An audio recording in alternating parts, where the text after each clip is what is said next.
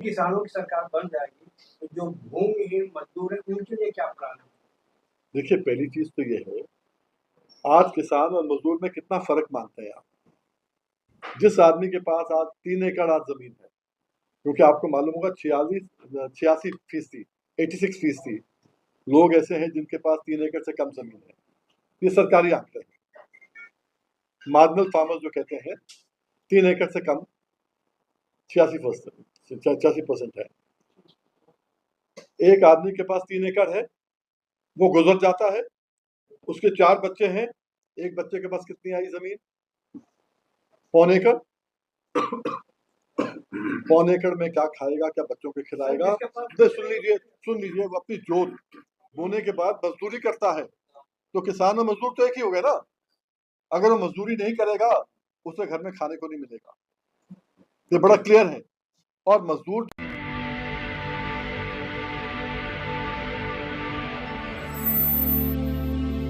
देखिए, ये 25 साल पहले जो आंदोलन हुआ था, एमएसपी का पहला आंदोलन, उसकी शुरुआत ही नहीं है। उसको सेलिब्रेट करने की बात है कि 25 साल से जो प्रधानमंत्री जितने आए जितने गए, कह रहे हम नहीं कर सकते, हम कह रहे हैं तुमने किया है, हाई कोर्ट ने कराया, सुप्रीम कोर्ट ने कराया, इसको पक्का तो कर दो बस अब।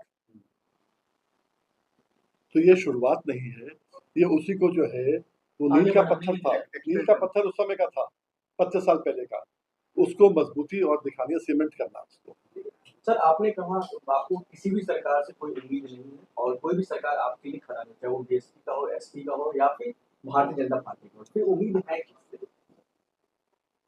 आप मुझे खुद बताइए, अगर उम्मीद होती आपको, तो आप यहाँ सामने नहीं बैठे, कोई नौकरी बढ़िया कर लेते थे। आप भी पढ़े लिखे हो, तो जाहिर बात है जब उम्मीद से आदमी हट जाता है, फिर हाथ पांव मारता है। सबको हमने कोशिश करी, सबको देखा बार बार, अब एक की बार किसान सरकार। अगर सभी लोग धोखा देंगे, मैं आपके सवाल का जवाब देना चाहूंगा, तो क्या भारत के नागरिकों को, किसानों को, मजदूरों को अपनी लड़ाई खुद लड़ने का अधिकार नहीं है? तो अगर खुद लड़ाई लड़ी जाएगी तो वो सबसे ज्यादा कामयाब होगी, लेकिन जरूरत ईमानदार लीडरशिप की है, नेतृत्व की है। वही हम आप सब लोगों के सामने प्रस्तुत कर रहे हैं, किसान मजदूरों का ईमानदार नेतृत्व। सर, क्या पार्टी बनाई जाएगी? राजनीतिक पार्टी बन चुकी है, इलेक्शन कमीशन के साथ रजिस्टर भी हो चुकी है, राष्ट्रीय किसान मजदूर पार्टी। जैसे मैंने कहा, इतना तो हक हमारा भी है, किसानों का है, कि कोई हमारी बात नहीं करता, कब तक हाथ पांव जोड़ेंगे यार? खुद करेंगे। जैसे आपको बताया, प्राचा जी ने बताया, 370 रुपए दे रही है कि सरकार, वो भी तब दे रही है जब सुप्रीम कोर्ट ने कह दिया कि आप लखनऊ का रेट दे सकते हो, दिल्ली का रेट तो और भी कम है, हमें रेट मिल गया है। पर हम कह रहे हैं, हमने तो आंकड़े दिए कोर्ट के अंदर कि 500 रुपए दे सकते हैं, क्यों नहीं दे सकते?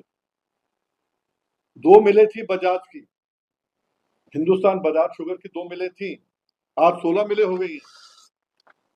16 मिलें हो गई हैं आज। धामपुर की एक मिल थी, 9 या 10 हो गई उनकी। बलरामपुर की एक मिल थी, 9 या 10 हो गई हैं। मुझे देश में एक किसान बता दो जिसकी 1 बीघा जमीन थी और 10 बीघे हो गई है। इसलिए बहुत जरूरी है ये कि किसान अपने हक की लड़ाई खुद लड़े, जब और कोई नहीं कर रहा है। 2 ही रास्ते हैं, या तो आत्महत्या कर लो, जो कर ही रहे, जो बहुत लोग कर रहे हैं, या खड़े हो जाओ कि नहीं हमारा देश है, कृषि प्रधान देश है, हमारा देश है, हम इसको जीतेंगे, हम करेंगे और छीनेंगे अपना हक। किसानों का समर्थन कितना? आप आइए ना 26 तारीख को, देखिए अपने आप। सर जी, किसानों की सरकार बन जाएगी तो जो भूमिहीन मजदूर है उनके लिए क्या प्लान है? देखिए, पहली चीज तो ये है, आज किसान और मजदूर में कितना फर्क मानते हैं आप। जिस आदमी के पास आज 3 एकड़ आज जमीन है, क्योंकि आपको मालूम होगा 86 फीसदी 86% लोग ऐसे हैं जिनके पास 3 एकड़ से कम जमीन है। ये सरकारी आंकड़े हैं। मार्जिनल फार्मर्स जो कहते हैं 3 एकड़ से कम 86% है।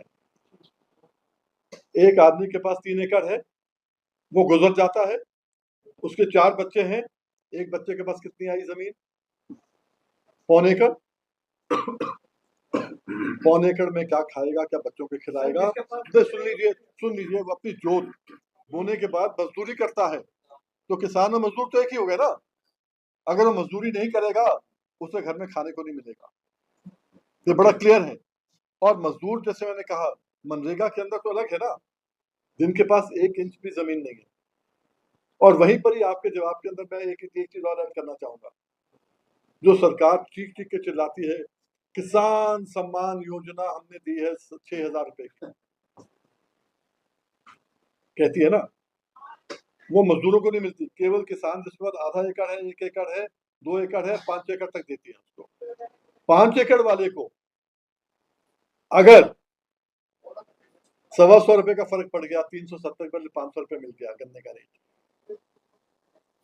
आज उत्तर प्रदेश में 2.5 करोड़ लोग गन्ने के ऊपर निर्धारित हैं, और सरकारें बनती है 2 करोड़ 2.25 करोड़ में। वो छोड़ दीजिए, अगर जो है आदमी जो है 2.5 करोड़ लोग अगर एक तरफ हो जाते हैं, कहते हैं कि नहीं भाई, हमको घर में क्या मिल रहा है, मेरे घर में आज तक क्या मिला है और आज क्या मिलेगा, भूल जाओ। आज से पहले किसने कोर्ट में गया नहीं गया, हम कुछ नहीं कह रहे। हम तो कह रहे आगे को देखो, हर नौजवान देखे मुझे क्या मिलेगा आगे। अगर 5 एकड़ जमीन है उसके पास, 125 रुपए का फर्क पड़ा, जो आज की वैरायटी है 238 कॉम्बटूर की है, बहुत चलती है अपने यहाँ,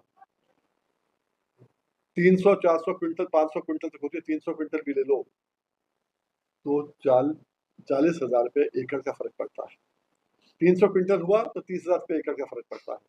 5 एकड़ में 1.5 लाख का फर्क पड़ता है। 1.5 लाख रुपए मेरा मारने के बाद आप मुझे 6,000 रुपए दे रहे हो, और वो भी वापस लूट रहे हो।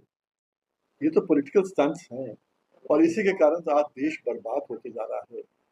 आज आपको मालूम है ना, आज से 300 साल पहले, 250-300 साल पहले अंग्रेज आए थे, ईस्ट इंडिया कंपनी के माध्यम से आए थे, सूंघ के आए थे कि यहाँ सोने की चिड़िया है। और उस समय कौन सा अडानी था, कौन सा अंबानी था, कौन सा बिरला था, कौन सा डालमिया था, कौन सा टाटा था, केवल किसान था ना। खेती में इतना पैसा है आज, ईमानदारी से दे दो अगर, तो किसान खुशहाल होगा, बच्चे खुशहाल होंगे। बच्चों को नौकरी कौन दे सकता है? एक फैक्ट्री लगाने पे कितनी नौकरी मिलती है? 500 करोड़ लगता है एक फैक्ट्री में आजकल, और नौकरी कितनी? 200 250।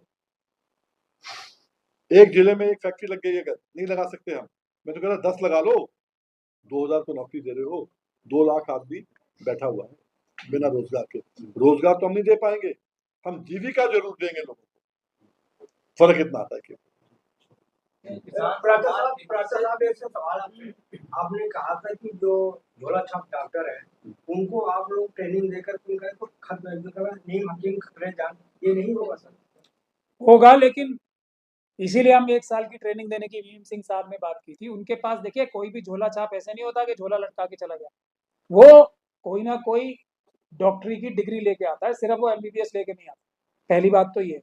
दूसरी बात ये है कि अगर उसे 1 साल की ट्रेनिंग दे दी जाए, तो पहली वाली उसकी डिग्री प्लस ये 1 साल की ट्रेनिंग उसे इस लायक तो कर देगी कि वो एक अच्छी फर्स्ट एड, जो तुरंत मदद चाहिए, वो किसी भी बीमार को दे सके। एक बात, अगर ये जो स्कीम वीएम सिंह साहब ने बताई ये नहीं हो जाए, हम सभी झोला छाप डॉक्टरों को या रजिस्टर्ड मेडिकल प्रैक्टिशनर्स को एकदम हटा दें, तब क्या होगा? ये है हमारे पास 2 ही ऑप्शन है, क्योंकि डॉक्टर्स तो है नहीं, अस्पताल तो है नहीं, डिस्पेंसरीज तो है नहीं, तो जो है उससे सबसे बेहतर काम लेना का जो तरीका हो सकता है वही वीएम सिंह साहब ने बताया। इसमें एक चीज और मैं ऐड करूंगा, अगर कोई बीमार होता है तो 4-5 हजार रुपया लेके जाना पड़ता है शहर में, डॉक्टर की फीस, टेस्ट कराते हैं वगैरह वगैरह।